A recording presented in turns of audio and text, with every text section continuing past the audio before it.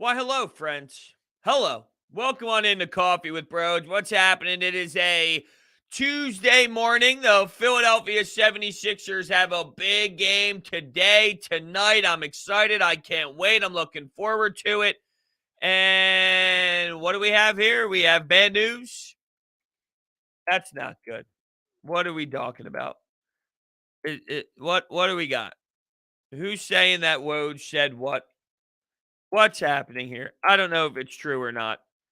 No. Woj said nothing. Oh, yeah, Woj said nothing. Come on, Tom. Why are you doing that? Why are you doing that? Woj did not say that Joel Embiid is not playing.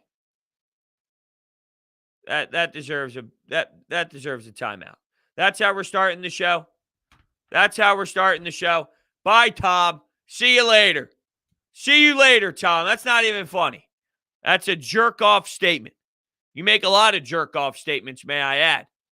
So get the hell out of here. Anyway, way to ruin my morning with Coffee with Brodes here. I came in, I was excited. I was ready to talk some Sixers. I'm going down to the Wells Fargo Center tonight, so it's going to be damn electric. It's going to be super fun. And then Tom tries to tell us that Woj said something that he didn't say. Unbelievable. Anyway, hey, everyone. Thanks for joining today.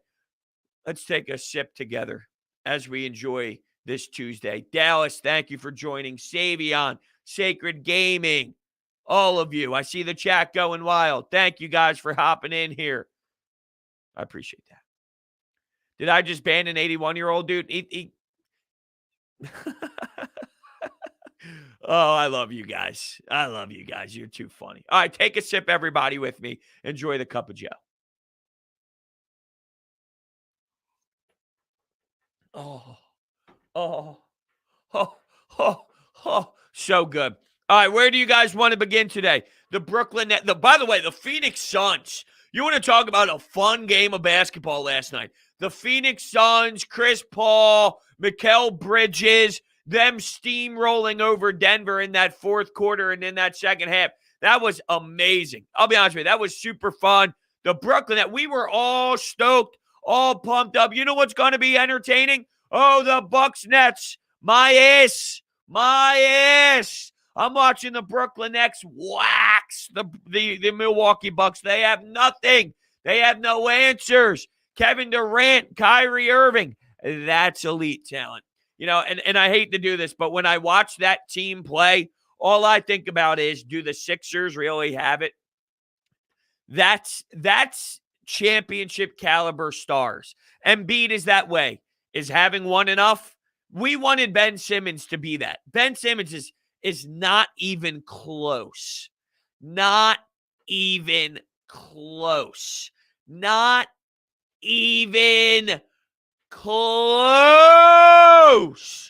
to a Kevin Durant, a Kyrie Irving, a James Harden. And that's what he's getting paid to be. And that's what his future was supposed to be. And that's what he was supposed to grow into. He's not even close. And with him not being close, Tobias Harris, not even close. So you have Joel Embiid. And that doesn't mean you're not a well-structured team. It doesn't mean you can't compete. You absolutely can compete. But all I'm saying is, do you not see the difference in this Kevin Durant, Kyrie Irving domination type of performance compared to what you get out of Ben Simmons and Tobias Harris? It makes me wonder. Brendan says, you're going to be there tonight? I am. I bought Game 2 tickets. You know what got me? When I was watching Triple H and Joel Embiid and the fans go wild in the beginning of the early stages of Game 1, I said, damn it, I got to get myself down there. I got to go to the Wells Fargo Center. So, yes, I am going down to the Wells Fargo Center. Looking forward to it. Might go to Xfinity Live early, grab a couple how do you do's, then head on into the game. It's going to be a crazy atmosphere that I'm looking for. Justin says the Nets look unbeatable, even without Harden playing. They look good, man. They look good. They're not even doing – it's not like they're doing it against a team that's irrelevant. This isn't the Washington Wizards anymore. This isn't even the Atlanta Hawks. With all due respect to the Atlanta Hawks and everything that they have showed us to this point, They're doing it to the Milwaukee Bucks. They're making them look foolish. The Milwaukee Bucks are just out of their own element, and they have no answers. They don't know how to respond. And it's somewhat laughable to see them struggle to this level. I feel sorry for them at the same time because, goddamn, they don't even look like they know how to play basketball at all, and it should not look that way. But I'll tell you what, the Brooklyn Nets are firing on all cylinders. Their stars are stepping up. And, I mean, just from a pure basketball perspective, it's super fun to watch. You know, Kevin Durant, here comes a double team and whatever. He shoots over them, or here comes a double team. He'll find a very minuscule amount of space to drop a pass in between the lane, and there's an easy dunk, or kick it out to Kyrie Irving, who here he is. Kyrie Irving on a fast break. He stops on a dime. He pulls a three. Nothing but net. The crowd erupts. I mean, it's crazy to see what the Nets are doing. Nets will not lose 4 times in a series. I'm just going to enjoy the rest of our season. They look good. They look good, and that's superstar talent. You know, that is legitimate NBA Finals caliber superstar talent. Now, it's only 2 games. I'm not going to get blown away and say that they'll never lose a game and, you know, this and that. And I know you're just kind of being facetious with it and having some fun with it. But, yeah, I mean, there's plenty of teams I think can make them work. You thought it would be the Milwaukee Bucks. Drew Holiday. What is going on with Chris Middleton, by the way? Chris Middleton with some performances that are vomit-worthy, straight-up vomit-worthy. This is after hitting a big shot against the Miami Heat in overtime. And this team swept the Miami Heat. And I'm not telling you the Miami Heat are good because I told you all season long they stunk. You're just looking at their brand saying they're better than what they are. No, they're not. They're what they are. And you saw that. But I'll tell you what, to go 4 straight against the Miami Heat and then to respond with the ugliest performances. But who knows? Maybe going home changes everything. If you go back to Milwaukee and Milwaukee wins game 3, they're on their home floor. They're going crazy. They're going bonkers. Milwaukee, they got cheese on their head, but don't call me a cheese head. Bruce Lee on my head, but don't call me a Lee head. Please excuse me. I got to get my tree fed. What is it, Andy Milonakis?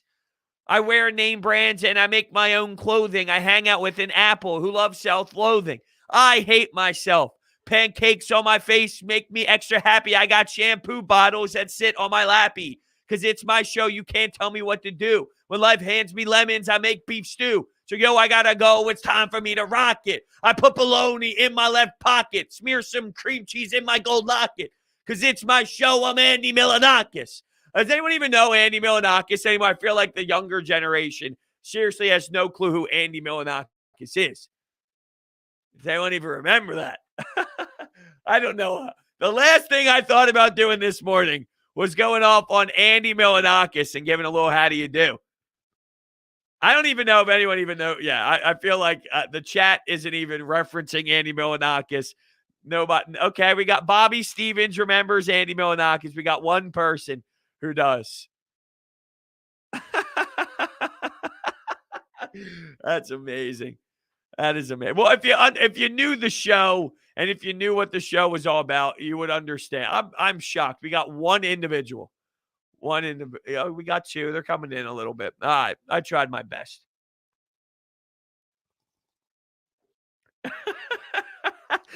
The AM window says, I remember that little chubby nut. Oh, man, that is hilarious. All right, I want to go back to try and get back on track a little bit. Chris Middleton was 7 of 20. Holy shit. Holy shit. I mean, it's not that crazy considering the final score was 125 to 86, but Chris Middleton was minus 30. Bobby Portis was minus 26 in 17 minutes last night. Minus 26 in 17 minutes. Forbes was minus 22 in 22 minutes. Connaughton was minus 21 in 14 minutes. Jeff Teague was minus 16 in 7 minutes. My God. My God. Why KD gives you 32, 12 of 18. He was absurd. But damn, man. I'll tell you what, this Bucks team just looks lost. Chris Middleton, 7 of 20. Now, if you go back to the previous game, this was last night's game. The Brooklyn Nets on Saturday night Chris Middleton was 6 of 23. 6 of 23. Jeff Teague. Chris Middleton has just been all over the place. Insane.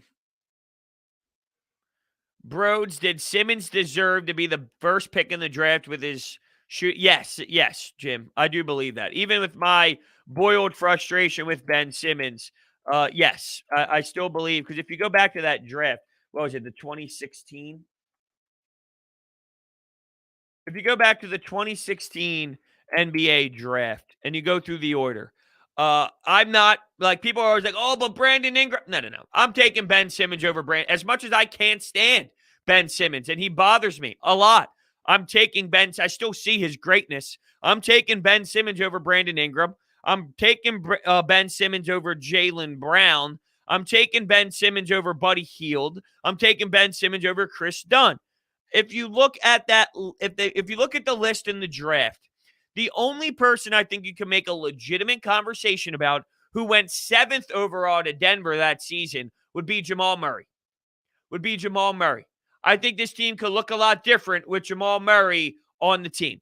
Now, out of everyone there, I'm taking Ben Simmons over Ingram, over Brown, over Dunn, over Hill. But keep in mind, Jamal Murray was not a number 1 overall pick conversation. This is more with hindsight. So, Jim, if your question is at that time, at that specific time, when you did not have hindsight and see Ben Simmons, number 1 overall, I'm still taking every single damn time. Every time. Now, with hindsight, if you're doing more of a redraft, I think you can make the conversation happen of at least talking about Jamal Murray as possibly being in the Ben Simmons category. Is Murray better than Brown? I don't know about that. I like Jaylen Brown. I think Jaylen Brown's a nice player. He's not Jason Tatum. Like, I think he's more of that second level tier type of player, and that's fine. They're important. You need them. I don't know if his ceiling for me, though, is superstar, but it's a really good player. A really good, important player. But I don't know if, to put it in perspective, is Jamal Murray? No. I don't think Jamal Murray is elite, insane superstar either. I don't see him Jokic level. I don't see him dominating that level. It gives you 20 points per game, which is very amazing. And, I can kind of see Jamal Murray and Jaylen Brown somewhat in that same category, if you will. But I'd still probably take Ben Simmons over, because I'm thinking more of who can run my offense, right? Who can be that guy to settle things down and run my offense. I would feel more comfortable about Jamal Murray doing that and sliding in and playing with the Joel Embiid and having that dynamic compared to a Jaylen Brown. Jason Tatum's 1A, Brown is 1B. Sure, I don't even in their current form, yes, but their current form is not good enough. They need help. See, if Jaylen Brown is your 1B, you're not winning championships. I think Jaylen Brown's a hell of a player. You need someone with Tatum, and then Brown could almost be your third. It's like your Tobias Harris role. You have Ben and Joel. They kind of operate things, and then you have Tobias Harris. It would almost be like you need someone. They tried it with Kyrie, didn't work. They tried it with Kemba Walker, didn't work. They need someone with Tatum, and then Jaylen Brown could be that layered scorer, that layered third piece that I think could be the difference in, that team actually succeeding or not. But if it's 1A, 1B with Jaylen Brown and Jason Tatum, I think you need to get somebody else in there. I really do. Elijah said, Brooklyn looked good last night. They have a chance to win it all, in my opinion. Yeah, there's a reason why we talked about them the way that we did. Now, we were concerned about injuries, which made a lot of sense. We were concerned with some other things, like actually having a feel-out process, understanding how to play with one another and cohesiveness and all that. Like, that matters. There's no denying it. But when they start clicking and they start playing and they're grooving, I'm watching Landry Shamet drill back-to-back threes, getting the crowd to erupt. They're a good basketball team, and they have what you need. You need superstar elite talent. They have superstar elite talent. There's no doubt about it. Savion says, Brodes, if I say we can get Damian Lillard for Danny Green and 3 first, that would never happen. You would never, ever, ever. I would love to have some dialogue about Damian Lillard. It starts with Ben Simmons. you're not getting. First off, Danny Green is a free agent, so he's not even going to be on the Sixers next year. So would 3 first-rounders get Damian Lillard? No, that doesn't even make sense. You got to max the contracts. It's not realistic. So unfortunately, I can't even pretend like that's a conversation to have. If you're asking me, would I trade Ben Simmons and some picks for Damian Lillard? In a heartbeat. In a heartbeat. I was texting last night Jeff Mosher about some things, and we were talking about the Sixers, and I'm like, dude, I'm honestly fed up. I'm fed up with Ben Simmons to the point where I'm trading him. I'm trading Ben Simmons. I'm done with it. I'm watching all these guards shoot the basketball. I'm watching all these point guards legitimately know how to operate an offense in an era where shooting the basketball matters. But look, that doesn't mean Ben Simmons sucks. It doesn't mean Ben Simmons blows. I want Damian Lillard. Bet you Damian Lillard. That's why I would like to move him, because you're getting something significant in return, and Ben Simmons' stock is so high that it can get you something significant for a reason. I am going out and getting Damian Lillard. I'm trading Ben Simmons. I'm done with it. If it ends up being a disaster playoff run. Which this is why, like, I know he's good. I still, even with all the abysmal plays and everything with the half-court sets, this and that, I know the Sixers still have a chance to compete. They do. They still have a chance to compete. They really, truly do. With that, this team has an even better chance to compete if you're talking about a legitimate point guard. All right, Adrian wants to know, if I was to trade Ben Simmons, the minimum caliber player. I've been on the record for a while now because there were the conversations of trading Ben all season long. Zach LaVine. Would I do it for Zach LaVine? And I honestly don't think I would. So Zach LaVine is that cutoff of, I don't think I would even do it for Zach LaVine. It's the Devin Booker, and I know these aren't available. So, but the Devin Bookers, the Damian Lillard, the James Harden that become available, those players that become available, that's the level of caliber player I'm trading Ben Simmons for. I don't think I would do it for a Zach LaVine. So, it really comes up to that upper echelon type of talent. That's what I would be doing it for. But, it's crazy to feel that way right now when you're on this playoff run. But I watch the league. I watch all around. I watch these teams play. I watch Trae Young. I watch Lillard. I watch Kyrie. I watch these point guards play. I watch Devin Booker. I watch Chris Paul. And then I watch Ben Simmons. And I'm like, dude, oh my God, are you embarrassing? Oh my God. Yeah, I've clearly hit my breaking point. If you couldn't tell. And it's crazy. I mean, if you go back 3 years, if you go back 2 years, the way I would defend Ben Simmons was this. He's an amazing talent. Let him grow. Let him grow as a player. Well, here we are 4 years later, and next year it'll be 5 years later, and nothing changed. Nothing. And that's a joke. It's a fucking joke for an NBA player for nothing to change. And, I lost it. I'm out on him. I really am. You said Bradley Beal. Yep, Bradley Beal would be another one. Bradley Beal, James Harden, Damian Lillard, Steph Curry. Yeah, I mean, if that would be possible, yes. Luka Doncic, of course. That's a no-brainer. Dude, I would trade Ben Simmons for Trae Young. I would trade Ben, and it's crazy to think about that, but yeah, crazy. But look, it's game 2. The last thing I know I'm fed up with them. I know I am. But the last thing I want to do on a day where the Sixers are playing a playoff game with Ben Simmons is sit here and talk about, before the game even starts, that I'm going to trade Ben Simmons. Like, that's conversation in the offseason. I know it's easy to get sidetracked through that, and I really don't want to make that the conversation today. So let's kind of move forward from the whole trading Ben Simmons thing. We'll worry about that if they fail. We'll worry about that if they fall, if they lose, if Brooklyn waxes them, and if we see the same flaws. 3 of 10 from the free throw line has to change. 3 from 10 has to change. Yeah, Mike Hayes, my thing here is like, when you drafted Okafor, right? You drafted 3rd. It fell on your lap.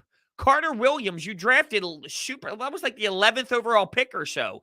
Like when you drafted Okafor, that was, all right, I'm the 3rd pick and we're going to take whatever falls to us. That's not them going out of their way and picking Jahlil Okafor with the number 1 overall pick in the draft. So things fell your way a little bit. And even with Joel Embiid, sometimes it helps you, sometimes it hurts you. With Joel Embiid, it ends up helping you because, well, you landed Joel Embiid with that 3rd overall pick compared to getting Jahlil Okafor. You just take what you get at that point. And at the time, coming out of Duke, Jahlil Okafor made a lot of sense, even though, people made the argument, well, you already have this player and that player at the time, But you are right. At the end of the day, your point is valid. Joel Embiid is the legitimate one out of all those, but I don't think it's necessarily fair to rip them insanely for all of it because of the way the lottery balls ended up landing in those drafts. When you pick 3rd, you wait to see what happens and you pick who you pick. It's a lot different.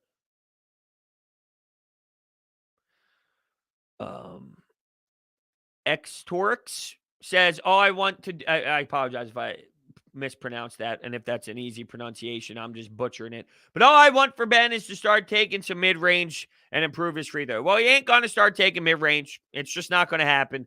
We've seen nothing. Nothing's just going to change. Nothing's going to change. Hitting his free throws should. This conversation happened all last night, and I just want to set the record straight here. Mikal Bridges, ... the one that got away. That's the comment, right? All right. I know it's easy to look back at that and say Zhaire Smith for Mikal Bridges was a nightmare. And yes, if that was the trade, it was a nightmare. It wasn't the trade. You got an unprotected 1st-round pick in return from the Miami Heat that got you Tobias Harris. So without that unprotected 1st-round pick, you didn't just trade Mikal Bridges for nothing.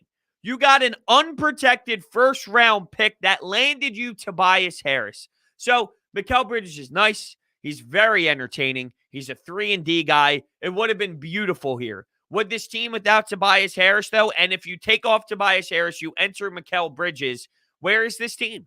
I don't know. I don't know where this team is. It could still be in a phenomenal spot. He could still be an X factor. You could still be good. I don't know if you'd be looked at as an NBA title team, though. I don't know if you would be at that level. I really don't. But there was a lot more to that trade than just Zhaire Smith. Missing out on mentioning the 1st-round unprotected Miami Heat pick, that's a big deal. That's a big deal. Josh wants to know my thoughts on the Clippers-Jazz series and who's winning. So I always stick more towards veteran presence and understanding playoff atmospheres, but this Clippers team snuck away with one where they did not make me feel confident about where they are as a team. Luka Doncic and the Dallas Mavericks are a tough team. They're a tough out. They battle. They work hard. It was never going to be easy. But the way I saw that Clippers team, and who knows, one series to the next could be completely different. You can somewhat establish yourself, find your rhythm, find your groove. So I'm not saying that, the Clippers are automatically just going to play the same way they did in some of those horrendous losses in every single series. But I'll tell you what, I don't think that the Clippers look right. So I'm actually going to go Utah in this series. Brett Brown was the GM at the time. You're right. And most would say Brett Brown's so horrendous and he's so stupid and he's so dumb that he messed up that trade. Let me tell you something. An organization that forces their head coach to be their GM at the same time and firing Brian Colangelo and the Burner Gates and this, that. Oh, yeah, hey, Brett, start doing the draft too. That's horrendous management. That's not Brett Brown's fault. That's like me telling one of you guys, hey, one of you, go mow my lawn. Go do this. Go clean my gutter. Go do that. And not teaching you how to do it. You're not experienced in that area. That's not what you do. That's like telling an electrician to go clean my gutters and do my plumbing. Well, you're an electrician. You're not a plumber. You're a finance guy. You're a finance guy. Hey, go clean my gutters. You're not a plumber. You're not this. You're not a gutter guy. You're not that. Like, that's not what you do. That's poor managing. So I don't blame someone whose job is to coach when it comes to making GM moves. There's a reason why you have a general manager and a reason why you have a head coach. Those are two totally different jobs. So that's poor management more than anybody else. Who would win a 3-point contest, Simmons or Sirianni? Maybe Greg Ward. That's funny, though. Touche, my friend. Touche. Jeez, Nick Sirianni. He's something, man. This guy's a character. He really is. Every time I think about Nick Sirianni, man, I crack the hell up. No, I know you're not. I know you're not blaming him. I'm saying that there are people who were. If that made it seem like I was coming at you, I apologize. I'm not saying you specifically mentioned that, but that's a lot of the talk. Can you believe Brett Brown screwed that up? I mean, everyone and their mother was speaking about it yesterday on Twitter while watching Mikal Bridges somewhat start that run and go on that major push for the Suns, that it was Brett Brown's fault. First off, I mean, you got to have the facts straight with what happened with Tobias Harris in the first-round pick as well. Ethan is not worried. I'm not worried. The Hawks made double the amount of threes they normally do. That is very true. They averaged just under 13. It was about 12.6, 12.8 threes per game. And somehow they locked and loaded 20 threes in that game. That's a lot. Now, a lot of that had to do with the defense and how many wide open looks there were for the Atlanta Hawks. That has to change. The rotations have to be smoother. The half-court defense has to be better. The pick-and-roll defense, I think that's priority number one. They got to change the way that they play that pick-and-roll game, as well as Joel Embiid played offensively. For his 39 points, getting fouled, scoring his, getting to the free throw line, this and that. For as well as Joel Embiid showed his versatility, the defensive end was lacking. And I'm not getting on him and saying it's his fault. I think that there's a lot with the lateral movement and things of that nature. What the difference is between the offensive side and the defensive side is this. With the offensive side, you're controlling your moves. You know what you're going to do. So you can put yourself in a good position knowing where your knee is and how you feel with your knee.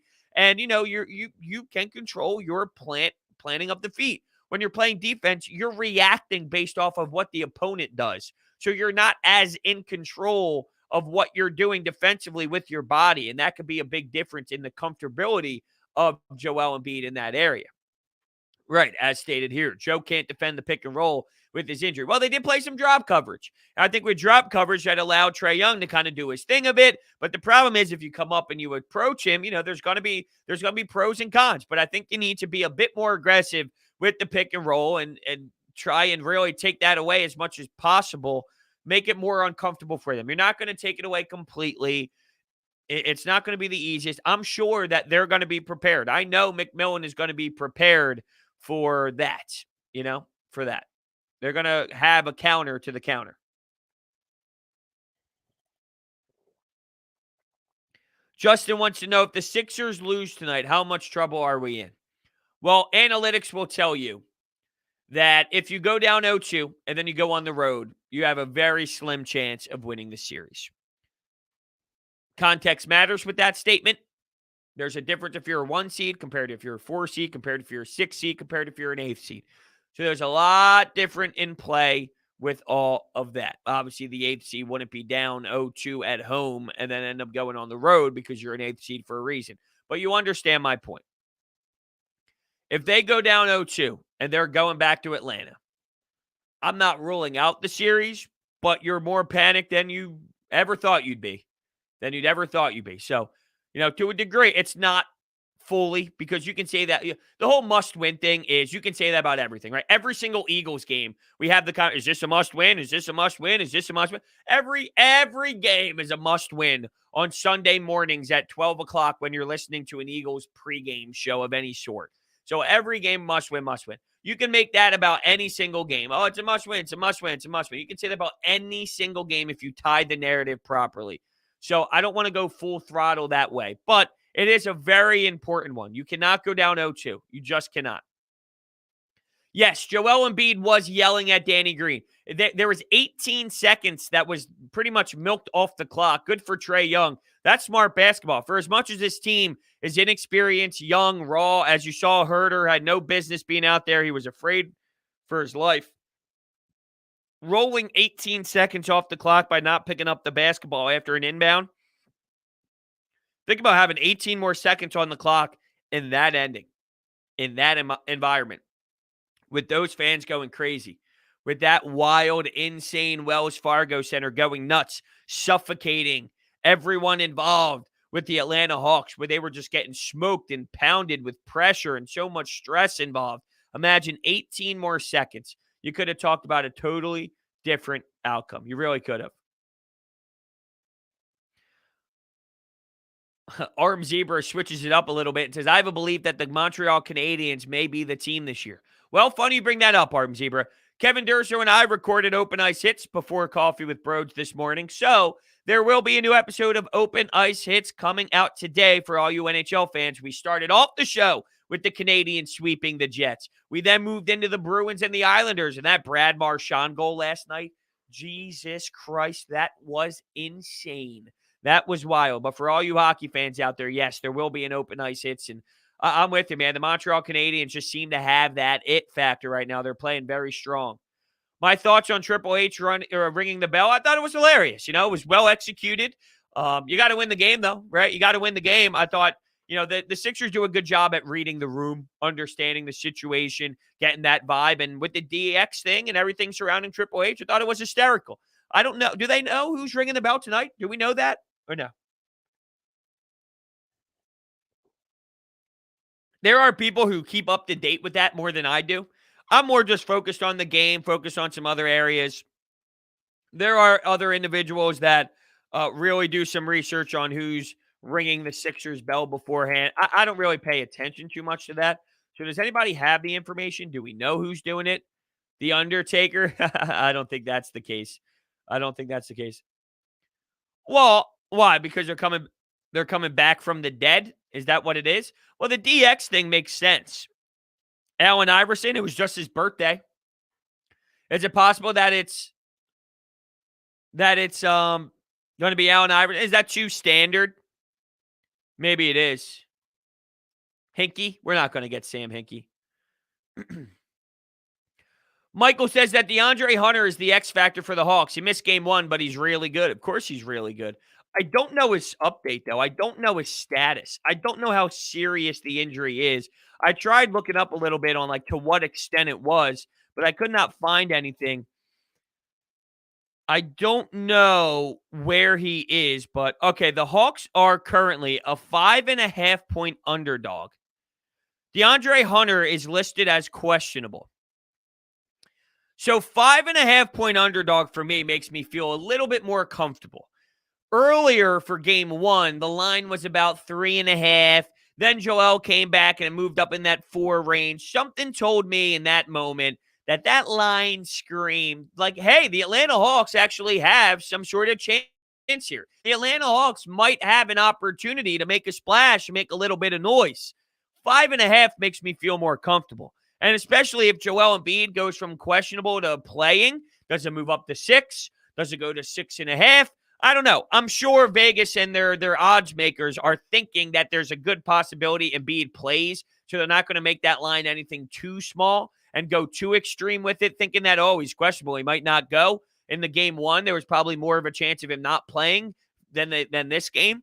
But 5.5, if we're just strictly looking at the line, makes me feel a bit better about this game tonight. And quite frankly, I felt good about it anyway. I couldn't imagine this team losing 2 straight.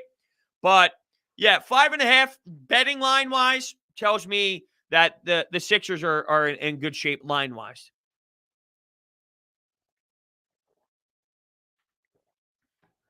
Heaven says I will be betting my whole house. Well, good luck to you there. You never want to bet your mortgage. You never want to bet your mortgage. Well, I want to see what it is on DraftKings. And by the way, just throwing it out there, you can utilize DraftKings Sportsbook and use promo code Brodes when you sign up for phenomenal odds and promotions. Okay, so it's a no-brainer. Download the DraftKings Sportsbook app right now and utilize promo code Brodes. Okay, so right now I see -6. I see the Sixers favored by 6 right now. That is good. Woo! That makes me feel good. Vegas knows more than you want to admit, okay? So when you see a line, and I know they can be wrong, they've been wrong in the past before, but -6 gives me a comfortable sitting here. I feel good. I feel good. That is a telling line for me. I love it. Embiid is going to drop 50 in a game this series? Maybe, but that could be the philosophy of let Joel score, let Joel utilize his knee. Joel's banged up, have him work, make him use it, sort of like what the Sixers should be doing with Trae Young. Make him work, hunt Trae Young, target him offensively, defensively, make him go to work, make him use his energy, make him run around the floor. I wonder if to a degree, they're thinking, you know what, have Joel run around. Have Joel work in the post. Have Joel work his knee out and make him use a lot of energy. And then it's like Joel can get his and then try and shut everybody else down. Billy thinks I'm too confident. Why? Why am I too confident, Billy? They're the number 1 overall seed.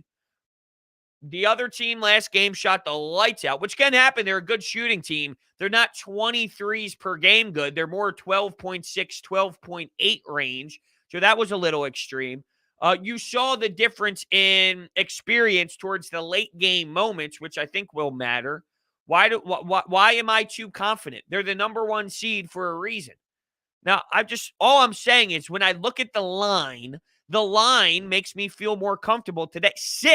A 6-point favorite at home in a playoff series compared to a 3-point. It was 3.5 points at one point for game 1. 3.5 is small. When I see 3.5, the Sixers are at home in the playoffs, and it was 3.5, that scares me. 6, it tells me that the gap is going to be a little bit bigger.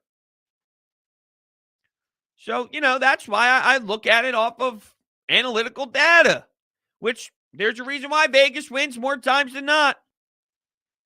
Can I look for team threes? I see player props. I don't see team. You know why they probably won't have that up yet?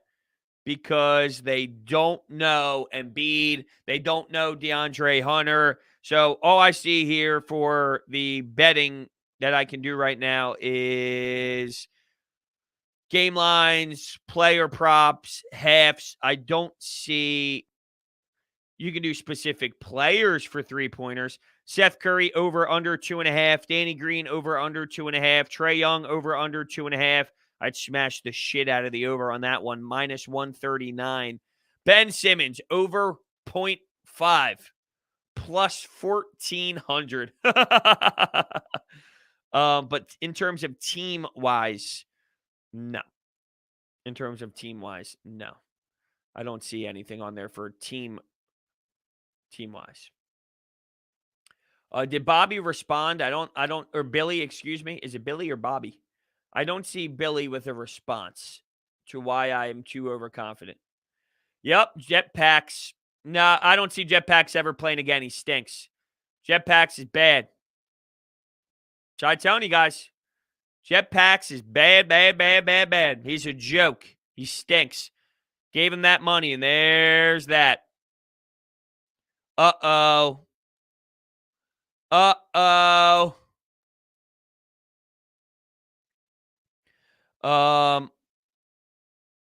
right, tonight's officiating. Scott Foster, Tony Brothers. All right, Sixers fans, have fun. It's going to be interesting for sure. Philly fans are living in the last 6 minutes of game 1 and not being realistic about how we're absolutely being realistic about how dangerous Atlanta is. I don't think anybody's overlooking how good they are, but you saying the only thing we're looking at is 6 minutes. Now we're looking at how good this team has been all year and how productive this team has been all year and how those turnovers that you saw, like you're focusing too much on those 9-12 turnovers that related to X amount of points early. That's not who the Sixers are. And being the first seed in the Eastern Conference will tell you that that's not who they are. So instead of looking at just the last 6 minutes, don't just look at the first couple of minutes in the first quarter where they turn the ball over, because that's not who the Sixers are. The Sixers are more of the last 6 minutes than they were the first quarter. That's reality of the situation. That's why they won so many basketball games. We've watched this team more than the Atlanta Hawks fans have watched this team, just like the Hawks fans have watched more than the Sixers. That's inevitable. We know that the Hawks have a nice, fun, exciting team with good shooters, versatility, Lou Will off the bench, Gallinari. They have a fun coach that knows, for the most part, what he's doing. I thought fouling Ben Simmons shows you the disrespect of Ben Simmons, but also could have came back to bite them in the ass and almost did. A little bit of a rookie mistake there with that one. But no, what we saw in the last 6 minutes has been Sixers basketball 92% of the season. That's why we talk about the last 6 minutes the way that we do. That's why we talk about it the way that we do. And Wesley brings up a good point that the final 6 minutes matter. They do. I mean, it's playoff basketball. You're talking about, did you see how one team operated compared to the other? The last 6, and that's why, by the way, Wesley, Ben Simmons and his inability to shoot jump shots in half-court sets against better opponents like maybe the Brooklyn Nets when Kevin Durant's breaking you off the dribble in a 4-point game down the stretch with 3 minutes to go in the playoffs matters. But I digress. The last 6 minutes of the game are the most important. And it sucks that your primary ball handler isn't the greatest in that moment too, Wesley. Just saying. I had to throw that shot in there because you brought it up. You brought it up. You brought it up. I'm just saying. You brought it up. You're right. The last 6 minutes are the most important. Ben Simmons can't really operate. But you have enough to operate against the Atlanta Hawks team, I feel. I wish Mark Zumoff was calling these games, said Sacred Gaming. Yeah, I wish so too. I wish so too. Let's see here. I wonder if I did get a text message about I might get Zumoff on the Fanatic this weekend when I host. I'm working on some things, so maybe I'll get Mark Zumoff on to kind of talk to him about it. Wesley, I'm just having some fun with you, bro. I'm having some fun with you. Wes says, hey, I come in and help you and you stab me in the back. Never again. Hey, man, you set yourself up. You set yourself up. You stated the 6 minutes of the last NBA, the last 6 minutes of an NBA playoff game matters. And you're right, it does. And your primary point guard struggles in the last 6 minutes of playoff games. I'm just saying. It's reality of the situation. I'm just having fun with you, though, man. I appreciate your support. I appreciate you checking in. I appreciate you hanging out. I respect the love, bro. I do. I love going back and forth. It's all out of respect. It really is. You're wrong, but it's all good and fun. I'm never wrong. That's the beauty of this. Oh, man. What's my favorite stadium to go to? I don't go. Are you talking about Philadelphia? Or are you talking about like in general? Because there's a lot of different ways that you can go about this, right? I don't really have many out of Phil. I've been to the TD Garden a couple times for a Bruins game, for a Celtics game, and I lived up there playing juniors. I've been to a couple college atmospheres, Boston College for basketball, Boston College for hockey, University of Vermont for hockey, University of New Hampshire for hockey. I've been to some cool college stadiums for sure. Any away football games? Not to my knowledge. No, only the Link. I've been to Baltimore. I've been to the Baltimore Ravens because when I went to school down there, we did a charity, like a fundraiser thing there. We went to the Baltimore Ravens game as a hockey team. Orioles, fun ballpark to go to. I've been to Fenway, but for a hockey game, an outdoor hockey game. I do like Camden Yards. I agree, David. I think Camden Yards is it's a shame that Camden Yards sucks because the team stinks and the team is god-awful. It's very unfortunate for that aspect of it, but it's a fun place for sure. It's a Philly and Atlanta kind of night. But Philly, Atlanta kind of night, not Philly in Atlanta. They're both here. Yeah, Trey, that place is going to be popping. Although, I know we're not like all Phillied up right now, and it makes a lot of sense. This team has a lot to prove to us on top of the Sixers being the hot topic. But I do think it's necessary to bring this up. Let's bring up our man, Glenn, because the Phillies and the Sixers both at home today, and it's possible, maybe, that the Nope, it looks like it'll be okay. I meant the Phillies. It looks like at 7 o'clock, cloudy, 8 o'clock, mostly cloudy, 9 o'clock, cloudy. Looks like the Sixers. Damn, why do I keep doing that? The Phillies. It looks like the Phillies are going to get their game in. So that is very, very important. I'm looking at my wall here. I just got heavily sidetracked if you did not see that. It is an important series for the Phillies. And I feel like they've kind of slid under the radar. With the Sixers, they've just been kind of, secondary noise right now. And it makes a lot of sense. But yeah, like tonight, I'm not going to be able to watch the Phillies because I'll be at the Sixers game. So I don't know if I'm going to be able to break them down. But, I want to get back on track as much as possible, breaking down the Phillies game by game. It's been a little tough as of late. And I will eventually get back on track where I'm steady. But it's been a little tough for me. Like, I won't be able to watch the Phillies tonight, unfortunately. But I'll miss the Phillies game to get myself in a Wells Fargo Center round 2 Sixers matchup for sure. Yeah, the traffic's going to be brutal. There's no denying that.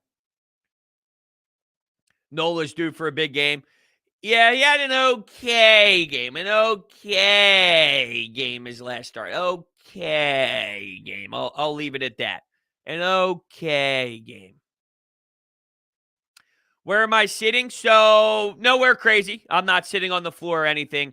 I'm in the second level, and I think it ends up going to like 12 or 13 rows up when you talk about the second level, and I'm in like the 5 range. So I'm somewhere in that 5 rows up in the second level, kind of. But yeah, I thought the tickets were pretty good.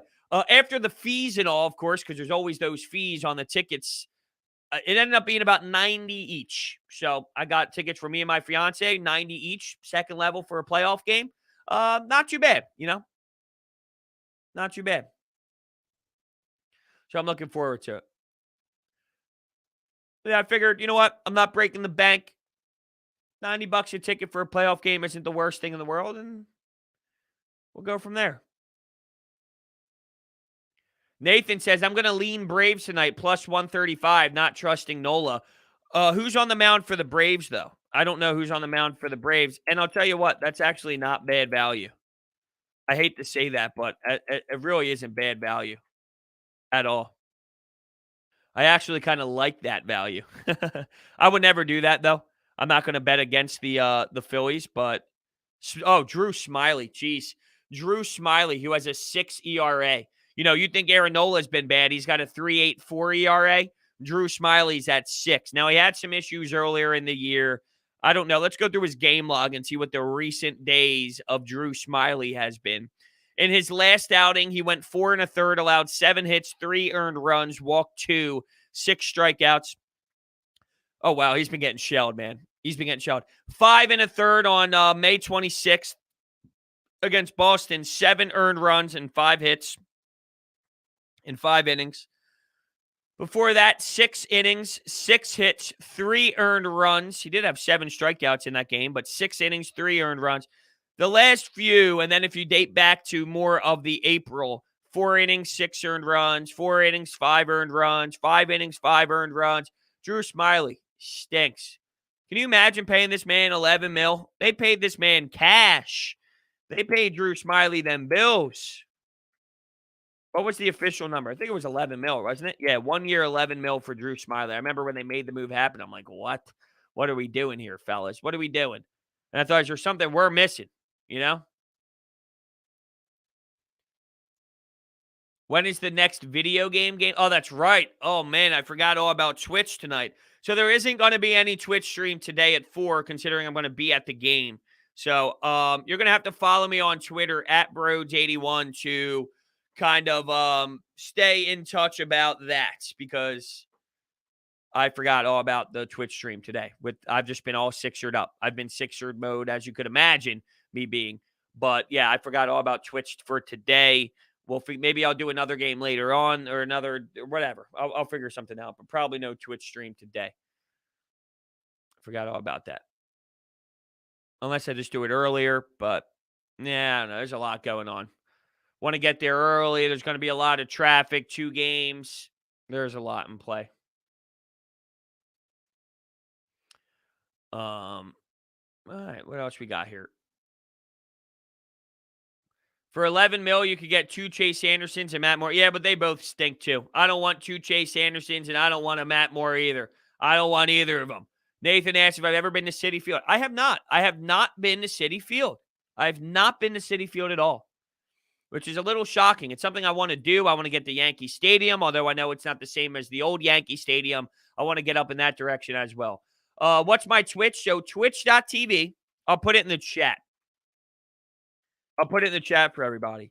Twitch.tv/Brodes_media. Make sure you go there, check it out, hit the follow button. And yeah, we go live mostly on Tuesdays and Wednesdays around 4 o'clock. We hang out, we play Call of Duty, MLB The Show, NHL. Mostly Tuesdays and Wednesdays for the video games, though. But today with the it's not like it's just kind of like a soft kind of thing. And I'll go randomly as well. It's just to kind of give you that concept though, of those days hopping on. But yeah, we hang out, we play some video games there and whatnot. So if you are not followed, make sure you follow so you can get the notification when we go live.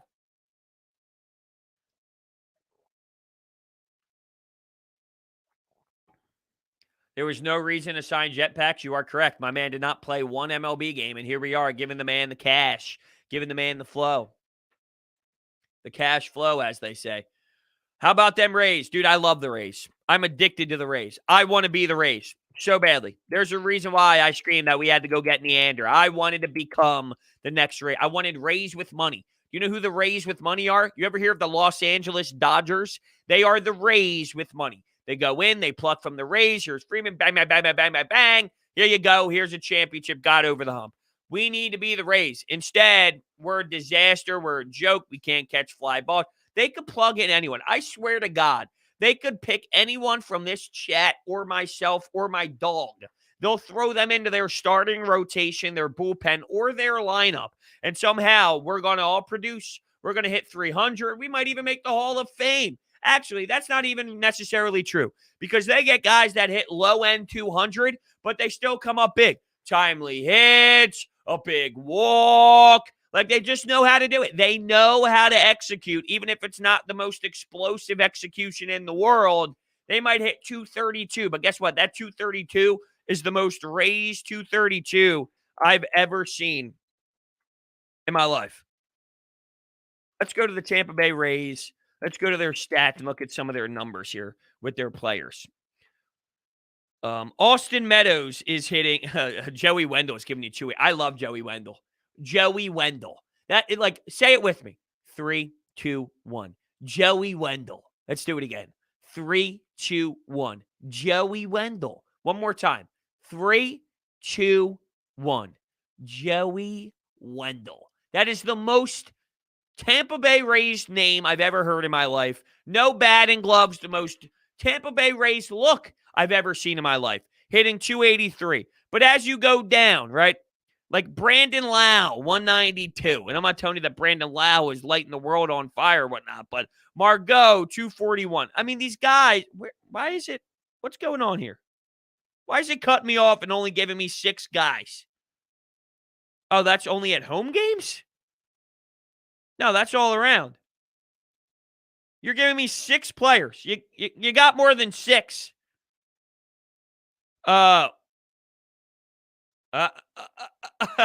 Okay, they don't have as many guys qualifying. Tell me that's the most Ray things in the world.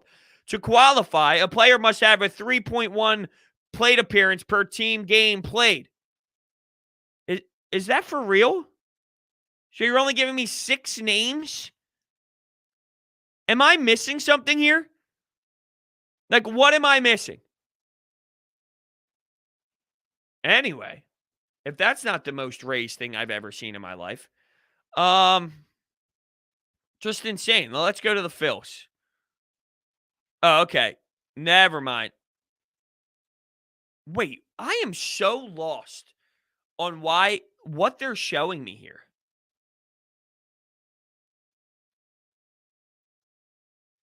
I don't know. I'm lost.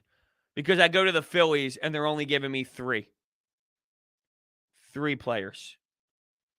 And it's by batting average.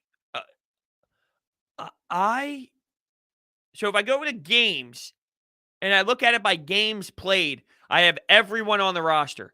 If I go by batting average, it's because of they must have a certain amount of plate appearances, but you're telling me the Phillies only have 3 guys that have enough plate appearances that allows for me to look? That's insane. Regardless, it's not that important. It's not that important. What's important is this. The Sixers. The Sixers are going to win game 2. The Sixers at the Wells Fargo Center tonight. It's going to be an awesome atmosphere. They're not going to lose. They are not going to lose this game. It's just not going to happen. So with that, I want to thank everybody for hanging out with me today. Coffee with Brodes. You are all the best. Thank you so much. I'm looking forward to tonight. It's going to be fun. Post-game recap will be fun. Phillies game, I hope they win without me watching. I'll keep my eye on the score. I hope they win. They need it. Thank you all so much for hanging out with me today. You are all the best. Go Sixers. Big game today. They're going to win. It's inevitable. Big win for the Sixers. Big game for the fellas. I can't wait. Should be a blast. See you guys tomorrow.